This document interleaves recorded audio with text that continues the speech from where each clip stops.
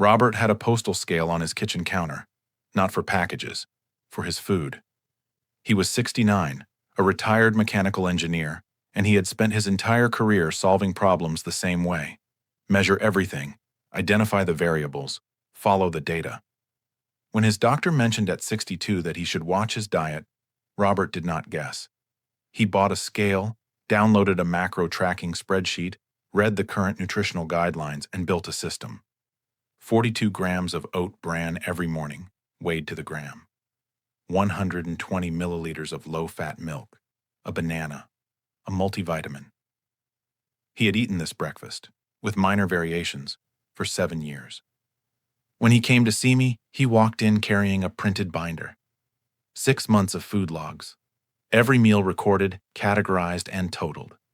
His daily protein averaged 62 grams, precisely in line with the recommended amount for a man his size. His fiber was excellent. His sodium, exemplary. He slid the binder across the desk and looked at me with the expression of a man who had done the work and could not understand why the results weren't matching the inputs. "I'm doing everything by the numbers," he said. "The numbers should be working." He had been losing muscle for 3 years. His legs were unreliable on stairs. The mental clarity he had relied on his whole career, the kind of focus that let him hold a complex engineering system in his head and rotate it, had started slipping in ways that scared him in the quiet hours.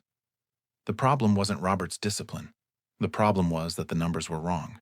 Most of the nutritional guidelines the majority of us know, the daily protein targets, the recommended daily values, the food pyramid updates, were built using data from people in their 30s and 40s.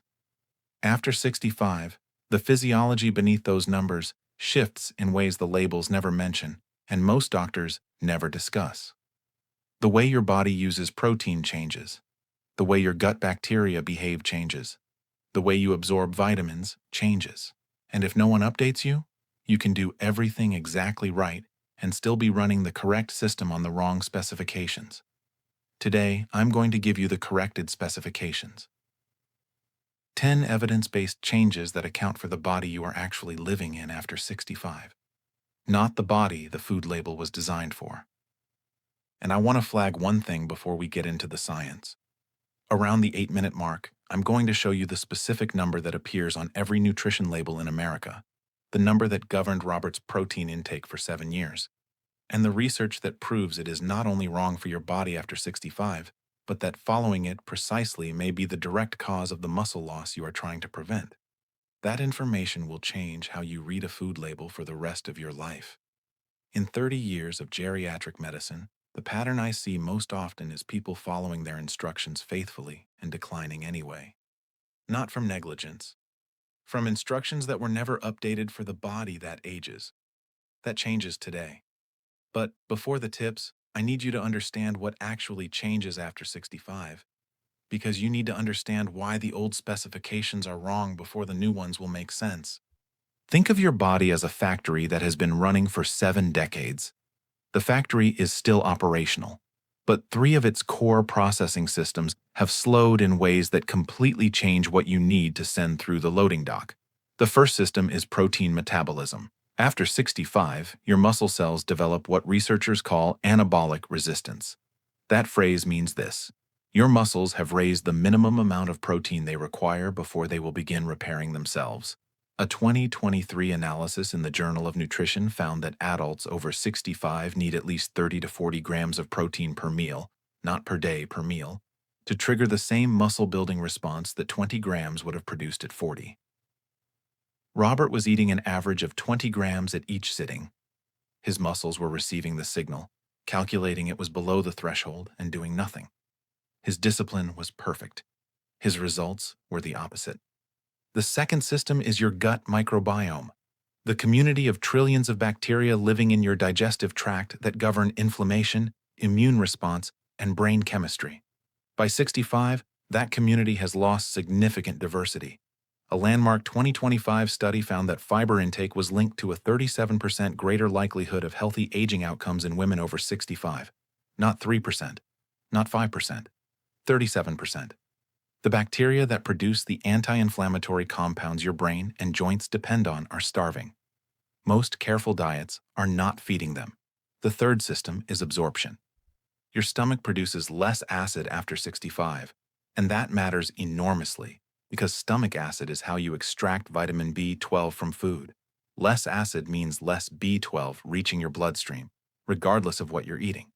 I want to tell you what was actually happening inside Robert's gut, because the mechanism is the thing that makes all 10 tips click into place. Your gut and your brain maintain a continuous two-way conversation.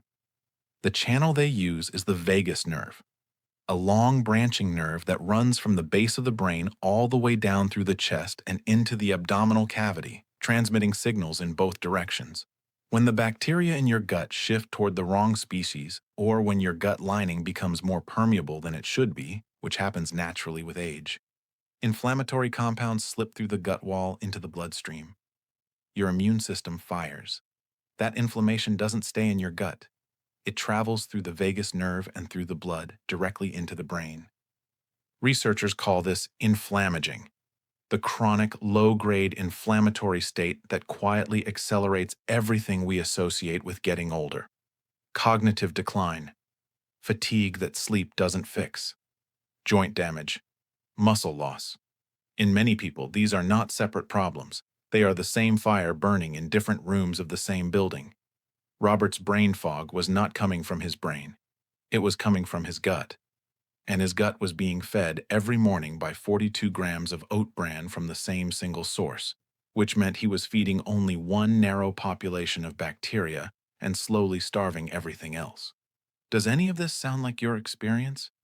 Have you ever wondered whether the fatigue, the fog, and the muscle weakness might be connected? Now here is where this stops being biology and starts being personal. Let me tell you what we found in that binder, and what changed in 4 months. I looked at Robert's food log and saw a diet that could not have been more precisely built for a 45-year-old in 1998. His protein was right by the old guidelines and completely insufficient by the current science. He had 0 fermented foods, not once in 6 months. His fiber was excellent in quantity, but came almost entirely from 2 sources, which meant his microbiome diversity was being slowly narrowed. His vitamin D supplement contained no K2. His B12 was cyanocobalamin, the form that requires enzymatic conversion his stomach could no longer reliably perform. And his low-fat philosophy, followed faithfully for 20 years, had left his brain nearly deprived of the omega-3 fatty acids it needs to manage inflammation and maintain neural connections. He had been running a precision system on an outdated spec sheet. We made 10 changes. I'll give you all 10 in a moment, but I want to tell you the outcome first. 4 months later, Robert's grip strength had improved measurably. His inflammatory markers, C-reactive protein and interleukin-6, had dropped into the healthy range. His B12 had moved from the low end of normal into the solid mid-range, and the fog, the one he had been quietly terrified about, had lifted enough that when he came back in February, he told me he was doing the crossword again. Not because it was easy, because he wanted to try. Same rigor, he said, setting the new food log on the desk. Corrected data. Here is the bombshell I promised you at the start. The protein figure on every nutrition label in America, based on 0.8 grams per kilogram of body weight per day, was established using studies conducted primarily on young adults. It has never been formally updated for aging muscle biology. For a 165-pound man like Robert, that guideline produces approximately 60 grams per day, or 20 grams per meal. And 20 grams per meal does not cross the anabolic threshold in a body over 65. The muscles receive the signal, determine it is below the minimum, and stand down. The label hasn't changed. The biology has. The second thing, the low-fat nutritional messaging that dominated medicine for 4 decades quietly starved an entire generation of aging brains. The omega-3 fats in fatty fish, walnuts, and flaxseed are the raw material the brain uses to manage neuroinflammation and maintain the connections between neurons. The brain is 60% fat by dry weight. Without the right fats, it cannot repair itself. Following low-fat guidance faithfully, as Robert did, may have directly contributed to the cognitive changes he came to me about. Your body has not failed you. The instructions it was given were written for someone younger, and no one told you they had expired. And here is what you need to hold on to before I give you the 10 changes. Nothing I've described is fixed. Muscle responds to the right protein signal at 70. Gut bacteria begin diversifying within weeks of the right dietary inputs. B12 levels respond quickly when the correct form is introduced. Inflammation drops. Robert saw meaningful results in 4 months. The body you have right now is still capable of responding. It is waiting for accurate instructions. Here they are. Tip 1. Get 30 grams of protein at every meal, not per day, per meal.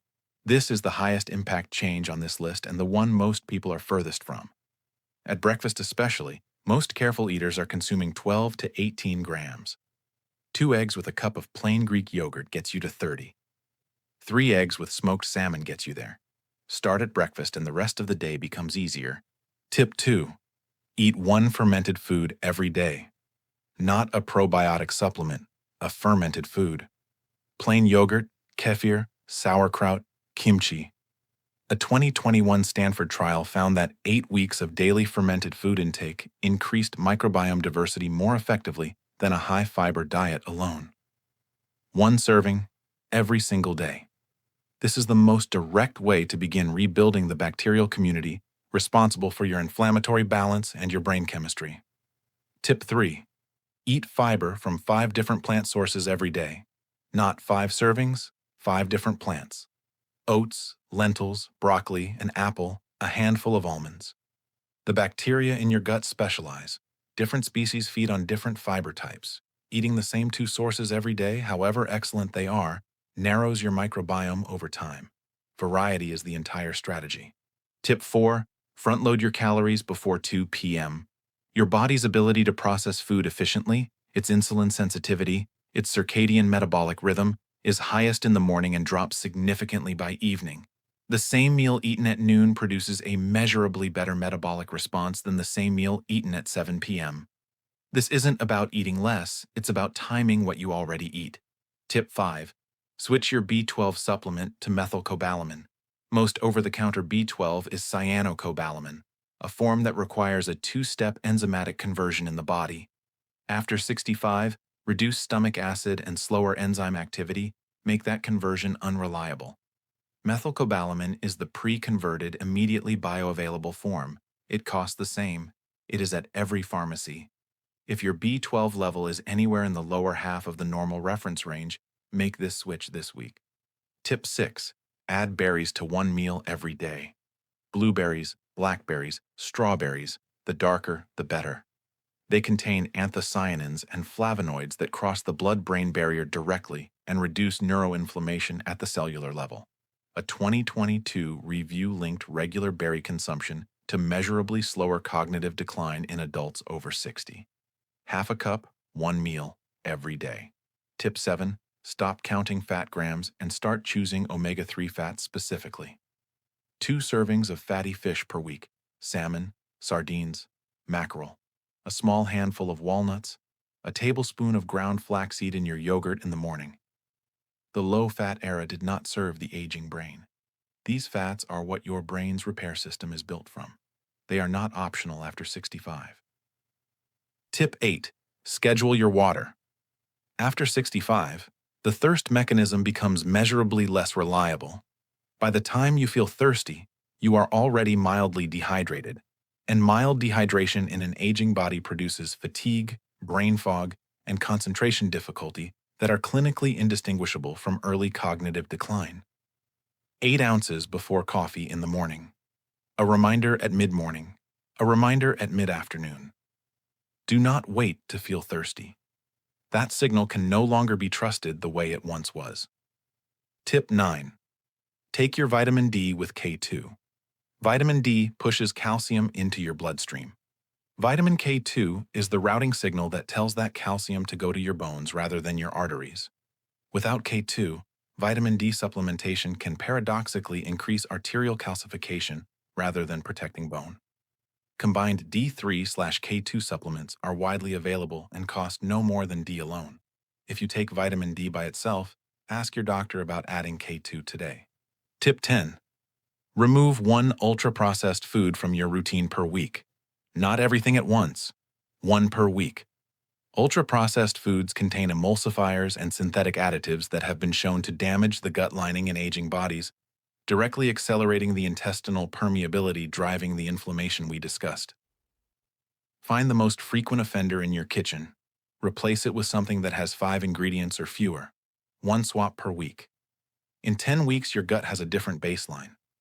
Robert didn't have a disease. He had a specification error, executed with extraordinary precision.